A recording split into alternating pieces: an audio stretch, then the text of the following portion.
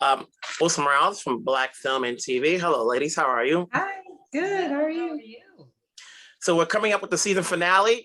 We know it's going to come back next year, which is great. Obviously, we all know no Law and Order show gets canceled after season one. So job stability is always guaranteed, at least for 1-2 seasons. Throughout the season, I look at your characters and it's like you're strong-willed characters, but you also provide the stableness in Stabler, the characters. So can you talk about working with not just Chris, but how your characters become stable? Tamara? Oh, that's a cool question. No, go ahead, Tamara, but that's a cool question. Actually, I say you dive in first. Oh, okay.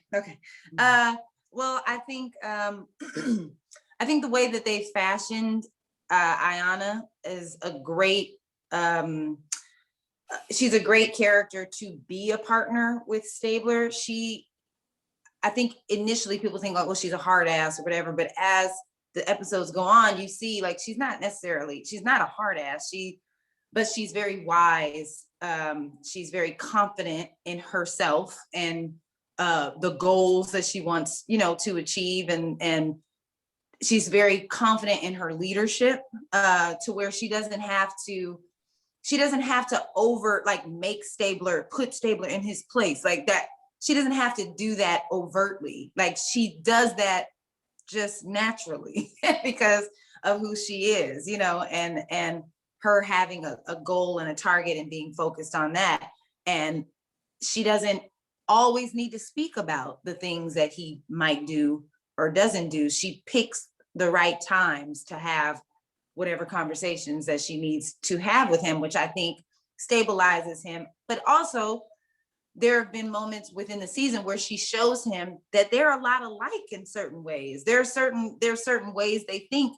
There was I think it was episode 3, maybe, where they were in the soul food restaurant and she's like, shut up, don't tell me you took that phone. But if you did take that phone, I hope you did blah, blah, blah, blah, blah, blah, blah. Which, it builds trust, with the Stabler character. And I think the way that you stabilize Stabler is by having trust between him and those two characters being able to trust one another will cause him also to relax a little bit and know that there's somebody else that has his back and he doesn't have to do everything on his own.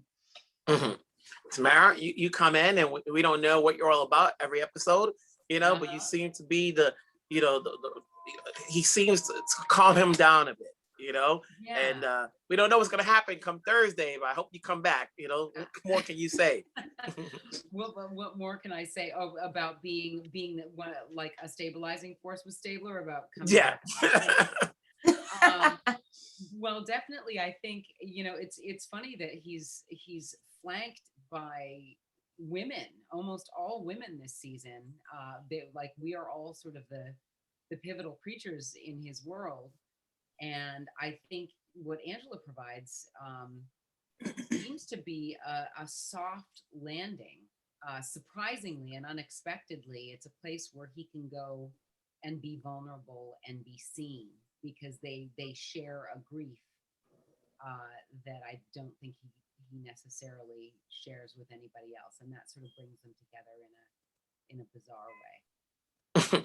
The funny thing is, like, even though both of your characters are Black, it's not so heavily centered when it comes to Stabler. For everybody who's watched his role throughout the years he was on Law and Order, we know what his relationship was with Finn, and here, it's totally different, and so when you guys come in, it's not a factor, color is not a factor when he sees it. He sees you more as a partner and as a woman, as opposed to here's a Black woman. He's not thinking on the outside forces. So can you talk about just coming in and obviously staying true to the character, but also being Black woman on the show? Well, I mean, I think it's always a huge responsibility for us when we're in these kind of positions. My character is, a Black woman in law enforcement who is a sergeant, who has to deal with the day-to-day things, the things that come against her on that. What episode was it? Episode 6, I think, was just the disrespect, that she gets just because she's young and Black, Not to mention, she's also a lesbian, and so then there's that factor with having to navigate all of these different things. And I think what the writers are trying to do is to help the Stabler character be a little bit more, to show that he understands that this is a new world. He's in a different position that he's been in the past, and showing how he navigates it. And of course, he's a hero of our show. He does a pretty good job, of navigating it. And when there needs to be discussion about, like when we were in the car and I'm telling him, like,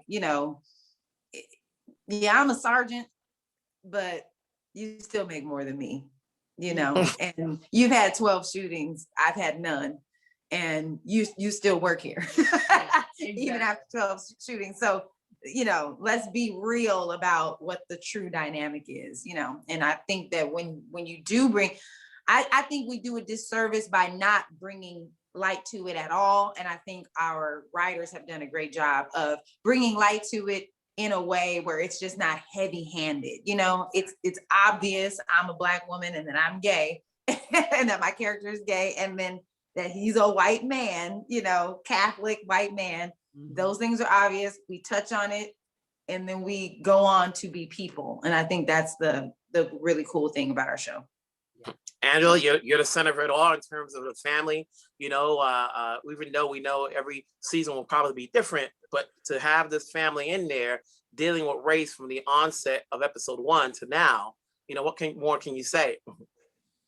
Well, it's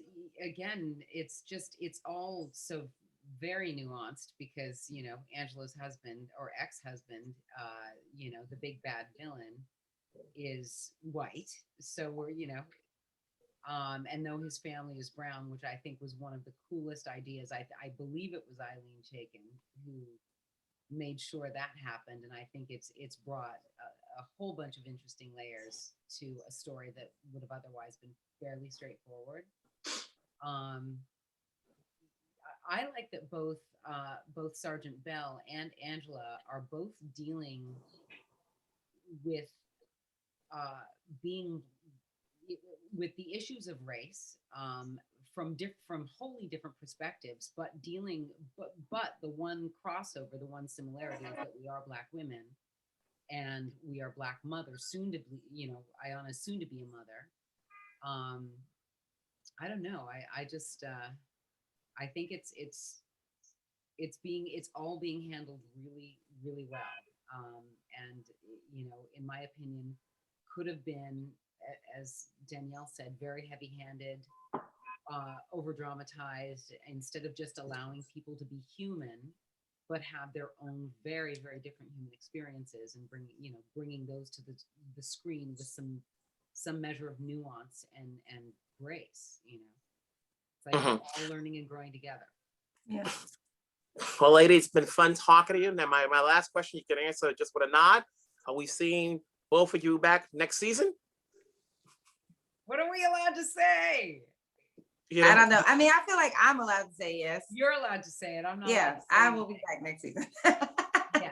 Come on, Tamara. I can't be no one and done. We need to see both of you. But either or, it's been a fun season just to watch each of you on screen. It's good to see you both back on TV. Yes. Thank you. They took off Rebel too soon, and thank you, sir. You had a good run on Bones. So you're still getting your checks because I see it every week, every day. So keep it going, and it's we'll talk hopefully next year. Thank you. Thank you.